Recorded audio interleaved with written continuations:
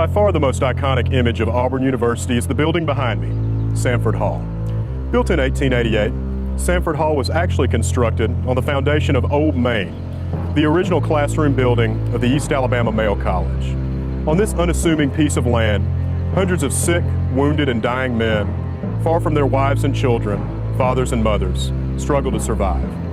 Like dozens of other communities and crossroads both north and south, Civil War Auburn became a local stage for the nation's unfolding tragedy.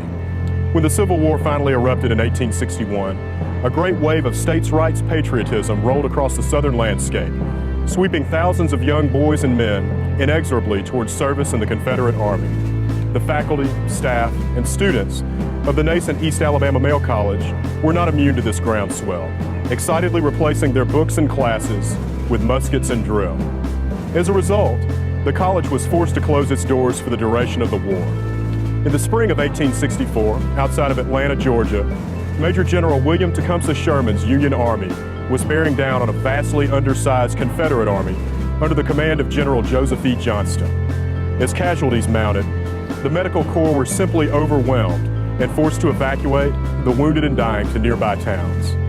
As was customary during the war, individual Confederate states often financed hospitals for their own regiments. In Auburn, the state of Texas financed the conversion of the long-dormant Old Main, Langdon Hall, and the school chapel into newly relocated hospitals for over 400 of its soldiers wounded in the defense of Atlanta. Old Main was unofficially renamed the Texas Hospital and became a local magnet for townspeople who cared for the sick, wounded, and dying.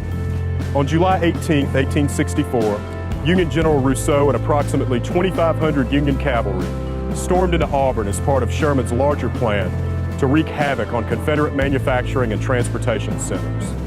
In an effort to defend the city, 16-year-old John Hodges Drake, a handful of local militia, and 30 or 40 convalescents from the Texas hospital offered token resistance. Afterwards, the Union cavalry burned down the local post office, tore up train tracks, and looted government stocks of clothing, food, and ammunition, sometimes joined by destitute local townspeople, before moving on to Opelika and eventually Atlanta. In 1866, as students and faculty slowly trickled back into Auburn, Old Main once again came to life as the central hub of the East Alabama Male College. On June 24, 1887, an accidental fire in the lower basement chemistry lab quickly engulfed Old Main, burning the site of so much intellectual triumph and emotional tragedy to the ground. In its absence, students met in the chapel until Sanford Hall was completed in 1888.